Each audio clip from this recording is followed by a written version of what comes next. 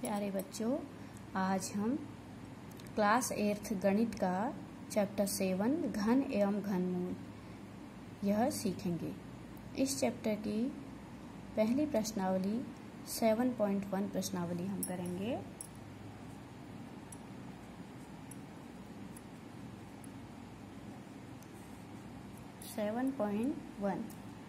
इस प्रश्नावली के सवाल हम हल करेंगे। पहला सवाल है, निम्नलिखित में से कौन सी संख्याएं पूर्ण घन नहीं हैं? तो प्यारे बच्चों, घन एवं घनमूल यह हमारे चैप्टर का नाम है। तो सबसे पहले हम घन क्या होता है और घनमूल क्या होता है इसे समझेंगे। तो इसके लिए हमें कोई भी एक संख्या ले लेते हैं हम। माना हमारे पास एक संख्या है, माना हमने 8 ले लिया उदाहरण के लिए। 8 हमने संख्या ले ली है। तो अगर हमने दो चीज हैं, एक है घन और एक है घनमूल, ठीक है। तो जो घन होता है किसी संख्या का यानी कि क्यूब, ठीक है, यानी कि 8 का क्यूब, इससे घन को हम कहते हैं क्यूब। तो अगर हमें किसी संख्या का घन निकालना है यानी कि 8 का अगर घन निकालना है, क्यूब निकालना है, तो हम 8 के ऊपर 3 घात लगाएंगे और इसका अर्थ होगा 8 को हमने 3 बार गुणा करना है, ठीक है। तो जो इसका आंसर आएगा 8 8 64, 8 8 64 इंटू 8, ठीक है। तो इसको जब हम आंसर निकालेंगे ये आएगा हमारा 512। तो ये हमारा घन हो गया, ठीक है। तो ये आपने बहुत सरल शब्दों में सबसे पहले ये समझना है कि क्यूब क्या होता है और क्यूब रूट क्या होता है। अब हम आ जाते हैं क्यूब रूट पे। क्यूब रूट यानी कि घनमूल, ठीक है। तो किसी भी संख्या का जो घन होता है यानी कि उसकी घात 3, और घात 3 का मतलब होता है उसको 3 बार गुणा कर देना है। तो हमने 8 ले लिया, तो 8 को हमने 3 बार गुणा कर दिया, तो हमारे 512 आ गया। अब अगर हम इसी संख्या को 8 लें और 8 का हमें क्या निकालना है, घनमूल निकालना है, तो हम सबसे पहले 8 के खंड करेंगे। 8 के खंड करेंगे, 2 गुणा 2 गुणा 2 होता है, सबको पता है, ठीक है। तो अब हमें इसका घनमूल निकालना है। तो घनमूल का चिन्ह होता है कि बाहर, वर्गमूल के चिन्ह में हम बाहर 2 नहीं लिखते, लेकिन घनमूल के चिन्ह में हम बाहर 3 लिखते हैं। इस 3 का अर्थ होता है कि हमें 8 का घनमूल निकालना है। तो घनमूल जो होता है उसमें हम क्या करते हैं, जो भी संख्या हमारे उसके फैक्टर आए हैं, जैसे 8 के हमारे जो गुणनखंड आए हैं फैक्टर, उसमें हम 3-3 की त्रिक बनाते हैं। जैसे वर्गमूल में हम 2-2 का बनाते हैं, यहाँ 3-3 का बनाते हैं और उसमें से किसी एक को बाहर लेते हैं। तो 3 एक सी संख्याओं का त्रिक बनेगा और उसमें से एक बाहर आएगा, तो वह घनमूल होगा, ठीक है। तो यहाँ पे घनमूल का चिन्ह यहाँ पर 3 लिखेंगे और 8 का घनमूल कितना होता है, 2 होता है। तो यह मैंने आपको सरल शब्दों में घन और घनमूल बताया। 8 का जो क्यूब यानी घन होता है वह होता है 8 को आप 3 बार गुणा करोगे, 512। लेकिन उसी 8 का जब हम घनमूल निकालेंगे तो हम घनमूल निकालने के लिए सबसे पहले उसका फैक्टराइजेशन या गुणनखंड करते हैं। तो 8 का घनमूल निकालने के लिए हम करेंगे 8 के गुणनखंड 2 गुणा 2 गुणा 2, फिर हम 3-3 के जोड़े बनाते हैं, त्रिक बनाते हैं। तो एक त्रिक में से जो कि एक सी संख्याओं का होगा, एक सी संख्याओं का त्रिक होगा, उसमें से एक संख्या बाहर आएगी। तो यहाँ पर हमारा एक ही त्रिक बन रहा है 2 का, तो उसमें से एक बाहर आएगा 2। तो ये 8 का घनमूल हुआ 2, ठीक है। तो 8 का घनमूल 2 हुआ। अब हम आ जाते हैं सवाल पे। सवाल में सबसे पहला सवाल जो है उसमें ये कहा गया है कि निम्नलिखित में से कौन सी संख्याएं पूर्ण घन नहीं है, ठीक है। तो हमें ये बताना है कि किसका पूरा पूरा घनमूल नहीं निकलता। अब कैसे पता चलेगा हमें इस पूरा घनमूल निकलता है या नहीं?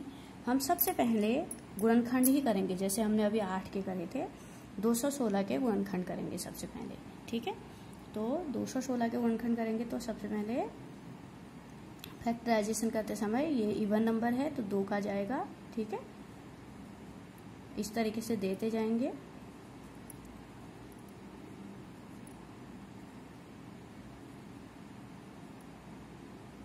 ये 9 आएगा,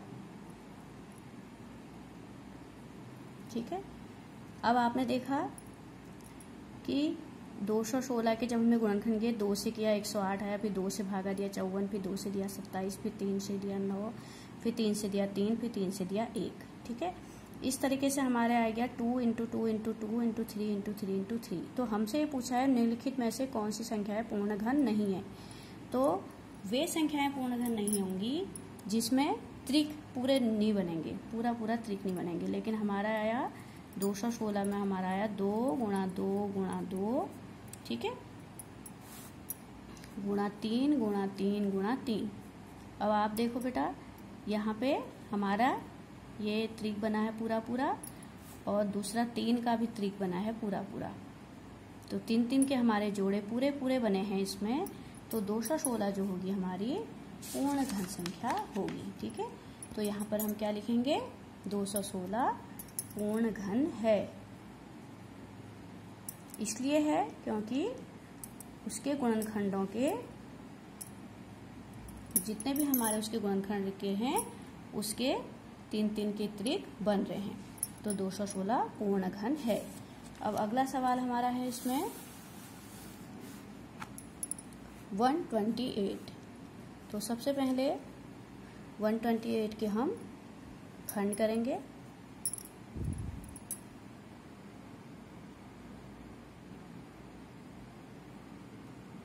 ठीक है, 128 के खंड करेंगे हम।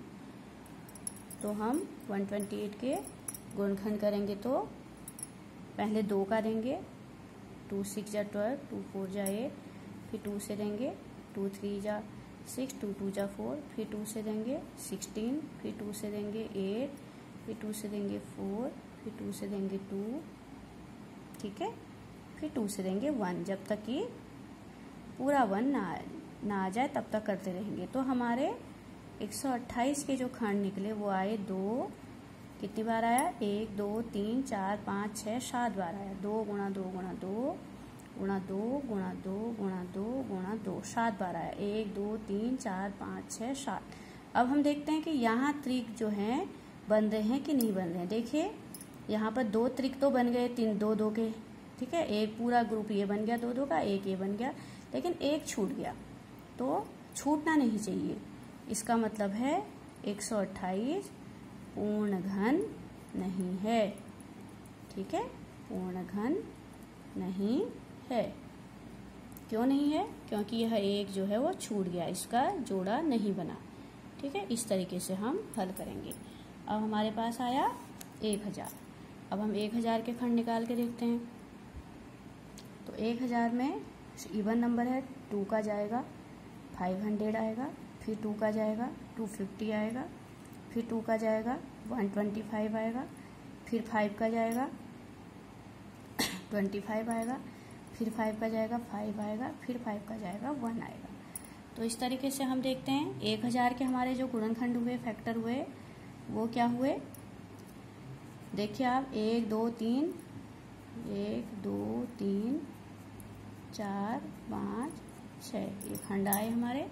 2 2 2 5 5 5, 2 × 2 × 2 5 × 5 × 5। अब यहाँ पर हम खंड देखते हैं कि पूरे पूरे हमारे 2 त्रिक पूरे पूरे बन रहे हैं और कोई संख्या छूट नहीं रही है। कोई भी डिजिट ऐसा नहीं है जिसका 3 3 का जोड़ा न बन रहा हो। यहाँ पर 3 का जोड़ा बन रहा है, यहाँ तो दोनों त्रिक पूरे पूरे बने हैं। तो इसका मतलब 1000 जो है वो पूर्ण घन है। तो पूर्ण घन कौन संख्या होती है, जिसका पूरा पूरा घनमूल निकलता है। और पूरा पूरा घनमूल किसका निकलेगा, जिसके गुणनखंडों के पूरे पूरे 3 3 के जोड़े बनेंगे।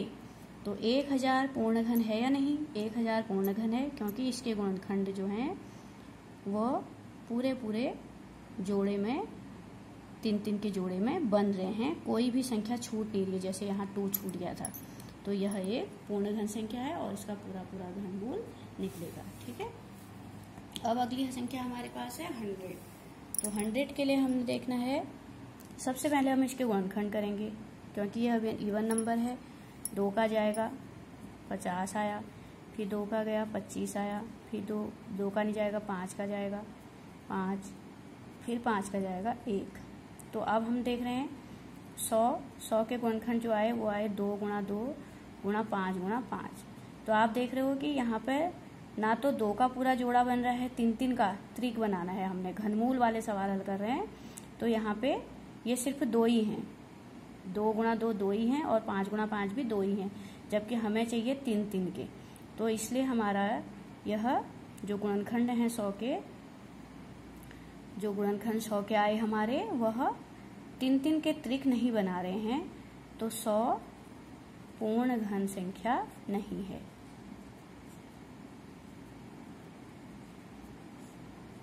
इसका मतलब इसका पूरा घनमूल नहीं निकाला जा सकता। ठीक है, पूर्ण घन संख्या ये नहीं है, क्योंकि 3 के जोड़े बनने हैं और हमारे पास 2 के ही जोड़े बन रहे हैं। ये पूर्ण घन संख्या नहीं है। और हमसे सवाल यही पूछा गया था कि निम्नलिखित में से कौन सी संख्याएं पूर्ण घन नहीं है। तो 100 पूर्ण घन नहीं है। इसी तरीके से हमारा अगला सवाल है 46656।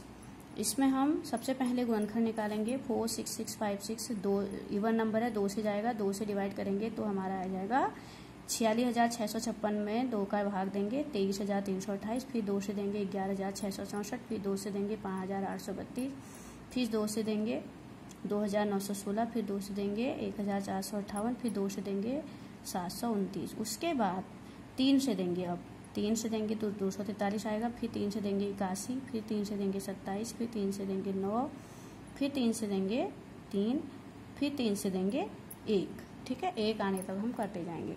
तो यहाँ पर हम देख रहे हैं कि हमारे पास कितने 2 हैं, 1 2 3 4 5 6 2 हैं, 1 2 3 4 5 6 3 हैं। ठीक है, तो 6 2 हैं और 6 3 हैं। हमारे पास जो हमारी संख्या थी वो है 46656। 46656 हमारी संख्या है। और इसके जो गुणनखंड हमारे आए 2 गुणा 2 गुणा 2, 6 बार हमारा 2 आया और 6 बार हमारा 3 आया। ठीक है,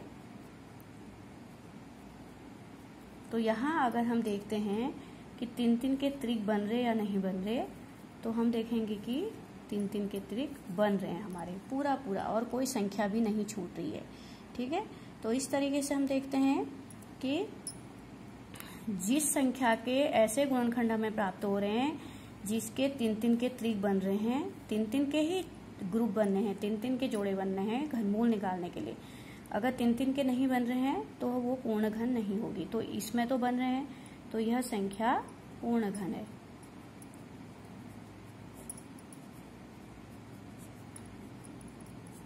ठीक है, यह संख्या पूर्ण घन है। तो हम देखेंगे कि ऐसे सवालों में हमें अगर 3 का जोड़ा बन रहा है तो वह पूर्ण घन होगी, और अगर नहीं बन रहा है 3 का जोड़ा, पूर्ण घन नहीं होगी। इससे आगे के सवाल हम अगली क्लास में करेंगे।